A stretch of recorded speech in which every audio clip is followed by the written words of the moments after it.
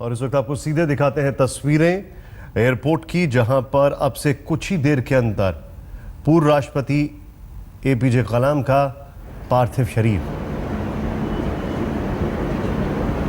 पहुंचने वाला है। यहां पर तीनों सेना के अध्यक्ष मौजूद हैं, रक्षा मंत्री मनोहर पर्रिकर यहां पर मौजूद हैं।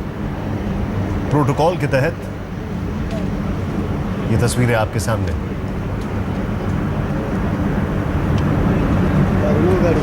कल यानी सोमवार शाम को उनका दिल का दौरा पड़ने से निधन हो गया था। पूर्व राष्ट्रपति के पार्थिव शरीर को बेथनी अस्पताल से सैन्य अस्पताल ले जाया गया। रक्षा विभाग के जनसंपर्क अधिकारी अमित महाजन ने जानकारी दी। अंतिम सांस उन्होंने बेथनी अस्पताल में ली। गाड़ी तो ऐसी आती है वहां से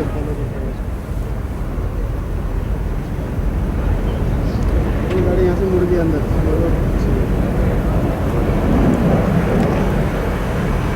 बालकृष्ण इस वक्त हमारे साथ, हमारे सहयोगी हैं।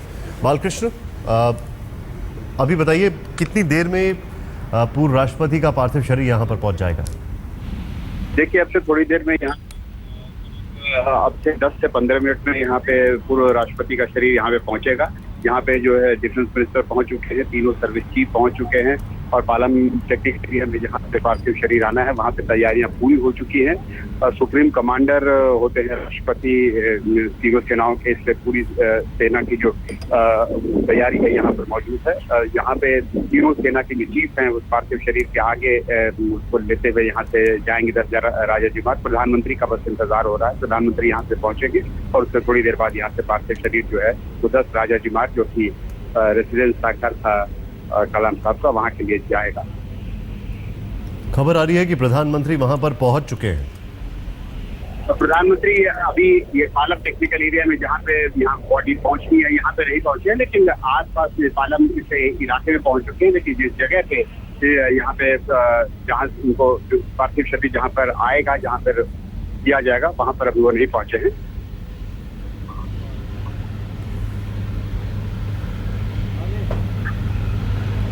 ये विमान आ चुका है यहाँ पर और अपने जावेद अंसारी इस वक्त हमारे साथ हैं। जावेद साहब, क्या अपडेट है आपके पास? देखिए, अभी उनकी बॉडी पालम एयरपोर्ट पर पहुंचने वाली है और उसके बाद यहाँ आएगी, लेकिन यहाँ सुरक्षा बड़ी चुस्त कर दी गई है। राजाजी मार्ग और ये जो डीआरडीओ की तरफ ज़्यादा रास्ते, दोनों एंट्रीज वहाँ ब्लॉक हैं। हम लोगों को एक कोने में कर दिया गया है। आर्मी ने सारा इंतज़ाम आर्मी के ज़िम्मे है। यहाँ जब उनकी बॉडी आएगी उसके बाद वीवीआईपीज़ का आना शुरू हो जाएगा। राष्ट्रपति आएंगे, उपराष्ट्रपति आएंगे, लोकसभा की स्पीकर आएंगी, तमाम पार्लियामेंटेरियन सर्विस चीफ्स तो उनकी बॉडी को खुद रिसीव कर रहे हैं और 3 बजे के बाद आम जनता के लिए उनकी बॉडी के लिए दरवाजे खोले जाएंगे, जिसकी आम जनता जाके अपने रिस्पेक्ट्स उनको अपनी श्रद्धांजलि पे कर सके।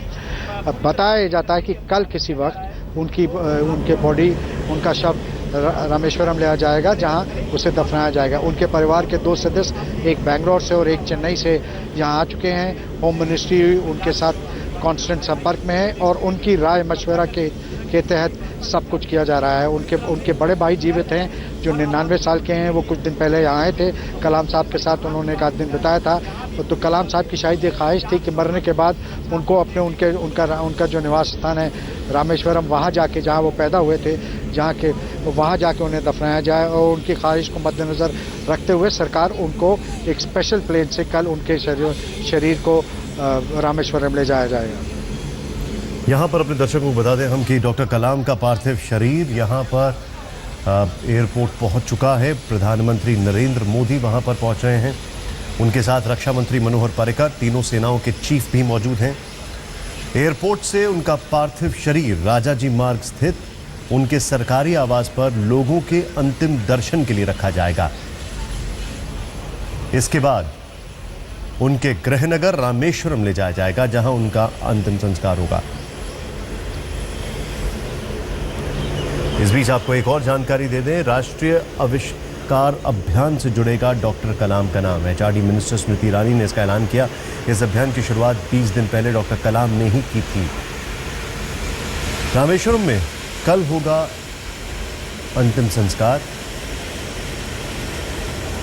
बीजेपी के पार्लियामेंट्री बोर्ड की बैठक में दी गई डॉक्टर कलाम को श्रद्धांजलि। दिल्ली के सीएम अरविंद केजरीवाल ने कहा, देश के आम नागरिक के प्रेसिडेंट थे कलाम, उनके निधन पर भारी क्षति है।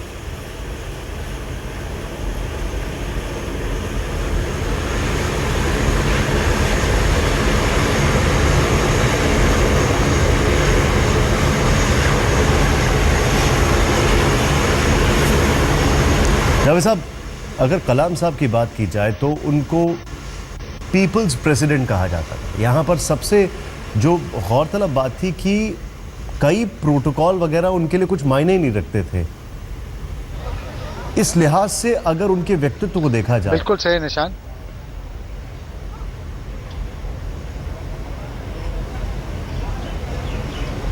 जी जावेद साहब।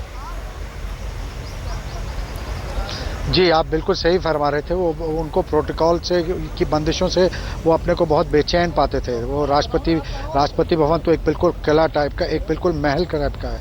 वो एक बड़े आम नागरिक थे और उनको वहाँ वो अपने को बड़ा सफोकेटेड फील करते। तो अपने साथ उनके साथ जो लोग काम करते थे, जैसे एसएम खान साहब थे, अभी कुछ देर पहले हमें बता रहे थे कि वो बड़े अपने आप को वहाँ सफोकेटेड फील क्या करते थे। उनकी देखिए खास बात, 15 अगस्त और 26 जनवरी के समारोह के बाद शाम को एक राष्ट्रपति हाई टी पे लोगों को संबोधित करते हैं। पहले वीवीआईपीज, मंत्री, डिप्लोमैट्स और कुछ जिसे क्रीमी लेयर कहा जा सकता है सिविल सोसाइटी का, उसे वो लोग वहाँ जाते थे।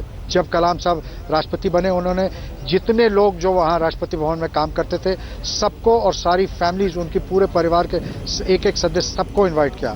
तो आप देखेंगे वो बिल्कुल एक मेला सा टाइप का हो गया था। लेकिन उसके बावजूद भी उनका ये कहना था कि ये 365 दिन ये खिदमत करते हैं राष्ट्रपति भवन की, ये इनका भी उतना ही हक है जितना और किसी का है, तो सबको बुला।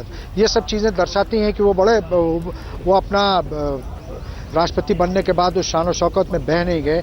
अपना जो असलियत थी, जो उनका वजूद था, उसको कभी नहीं भूले। और हमेशा वो अपने उनके बस में जितना भी होता था उससे हमेशा वो दर्शाते थे। जब राष्ट्रपति नहीं रहे तब भी उनकी लोकप्रियता में कभी कोई कमी नहीं आई। और यही इस बात का संकेत है कि जब वो राष्ट्रपति नहीं थे उसके बावजूद भी लोगों में उतने ही लोकप्रिय थे, उतनी ही उन लोगों को में और उनको उतनी लोगों के परेशानियों समस्याओं में दिलचस्पी थी और अपने आखिरी वक्त तक वो काम करते रहे। अभी मैं उनके जो सचिव थे उनसे मैं बात कर रहा था, उनको कोई हेल्थ के इतने बड़े इश्यूज नहीं थे। 83 साल के थे। कुछ दिन पहले तो उन्होंने एक सुखोई फाइटर जेट में भी सवारी की थी। तो आप इस बात से अंदाज़ा लगा सकते हैं कि कितने सुबह उनको टहलने का बड़ा शौक था। जब वो DRDO में थे, साइंटिफिक एडवाइजर थे, उन्हें सरकार ने एक मकान दिया हुआ था सिरी फोर्ट विलेज में। वहाँ सिरी फोर्ट पार्क में वो गेम्स विलेज में टहलते थे और काफ़ी चहलकदमी करते थे वहाँ। जो उनके साथ सिक्योरिटी वाले, मैं कभी कभी वहाँ जाता था, मुझे याद है कि जब उनके साथ जो सिक्योरिटी वाले थे उनको बड़ी परेशानी होती थी क्योंकि ये 8-10 राउंड लगाते थे। तो ये बहुत फिट आदमी थे, 83 साल के ज़रूर थे, लेकिन कोई उन पर ऐसा देख के बज़ाहिर नहीं होता था कि इनको कोई ऐसा फिजिकल प्रॉब्लम है। लेकिन बहरहाल सबका एक वक्त मुय्यन है और जाना सबको पड़ता है। कलाम साहब का भी वक्त हो गया था, लेकिन वो बहुत यादें छोड़ गए। जी, एक यहाँ पर एक इंसिडेंट है। यहाँ पर ये तस्वीरें आपके सामने, राष्ट्रपति कलाम का पार्थिव शरीर यहाँ पर पहुँच चुका है एयरपोर्ट पर। और वीडियो में नजर आ रहा है।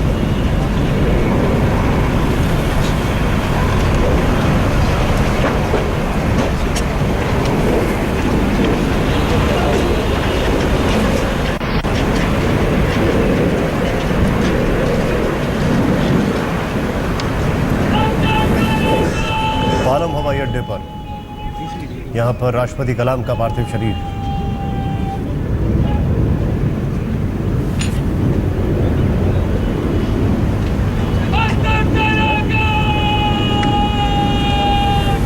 पहले शिलोंग से उनके पार्थिव शरीर को गुवाहाटी लाया गया, जहां असम के मुख्यमंत्री तरुण गोगोई ने उन्हें श्रद्धांजलि दी। उसके बाद यहां पर अभी तीनों सेनाओं के अध्यक्ष और खुद प्रधानमंत्री मौजूद, साथ में रक्षा मंत्री मनोहर पारिकर भी।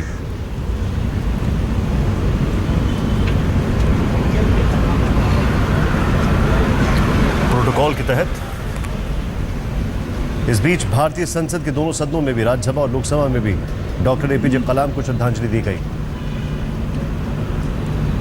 और यहां से कलाम साहब के पार्थिव शरीर को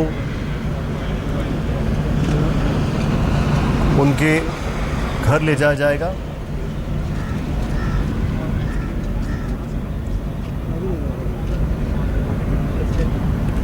उनके पार्थिव शरीर को राजाजी मार्ग स्थित उनके सरकारी आवास पर ले जाया जाएगा, जहां पर लोगों के अंतिम दर्शन के लिए रखा जाएगा।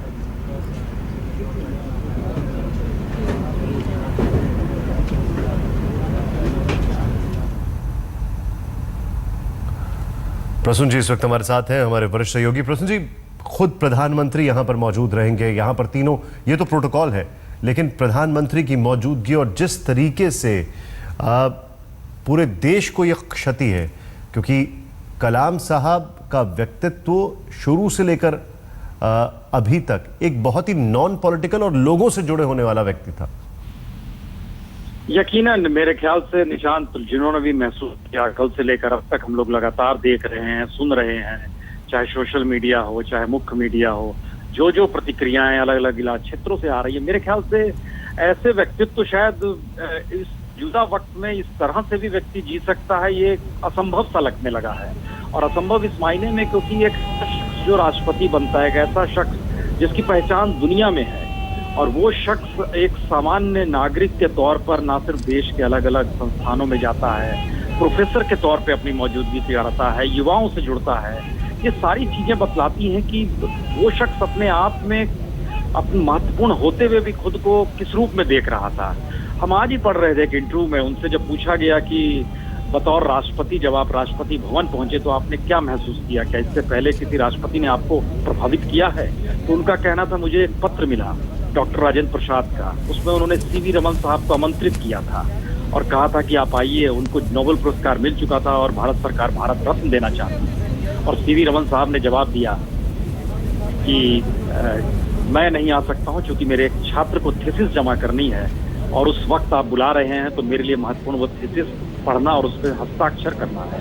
और उस वक्त जो उनकी प्रतिक्रिया थी, और उन्होंने कहा कि इस देश के युवाओं को देखना होगा, उनकी शिक्षा को देखना होगा, विज्ञान को देखना होगा, देश की परंपराओं को देखना होगा, उसकी सांस्कृतिक विधाओं और उसकी जड़ों को देखना होगा। मेरे ख्याल से एक ऐसा शख्स जो ऐसी मुफलिसी और गरीबी से निकलकर देश के सर्वोच्च पद पर पहुंच जाए, बावजूद उसके वहां से निकलने के बाद भी एक सामान्य नागरिक की तरह अगर जिंदगी जीना शुरू कर दे, तो ये असंभव सा लगता है मौजूदा वक्त में। कम से कम देश के भीतर जो सियासी हालात हैं, जिस तरीके से राजनेता खुद को सबसे आगे खड़ा करने के लिए बेचैन रहते हैं, कुलबुलाहट रहती है, वो शख्स बहुत सामान्य तरीके से, चाहे दिल्ली का अंतर्राष्ट्रीय एयरपोर्ट हो, चाहे न्यूयॉर्क का एयरपोर्ट हो, वहां पर उसको सुरक्षाकर्मी जांच भी लेते हैं, जबकि प्रोटोकॉल के तहत उनकी जांच होनी नहीं चाहिए, फिर भी वो शख्स कुछ नहीं कहता है। इसका मतलब है कि वो अपने आप में उन तमाम विधाओं से समझ रहे थे, जान रहे थे कि इस देश की संस्कृति, इसकी ऐतिहासिक धरोहर के वो एक तिनके भर हैं, और शायद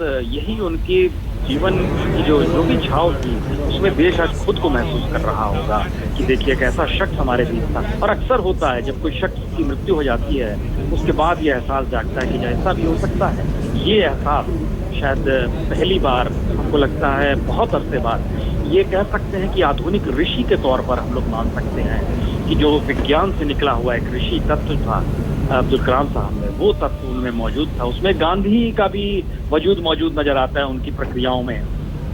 ये सारी चीजें आज के दौर में बड़ी बेमानी सी लगती है, लेकिन उस शख्स में थी, और उस शख्स लगातार अपनी पहल से, और सोचिए 83 बरस की उम्र में भी छात्रों के बीच जाकर उस पृथ्वी के बारे में बता रहा है कि इसे रहने योग्य कैसे बनाया जाए।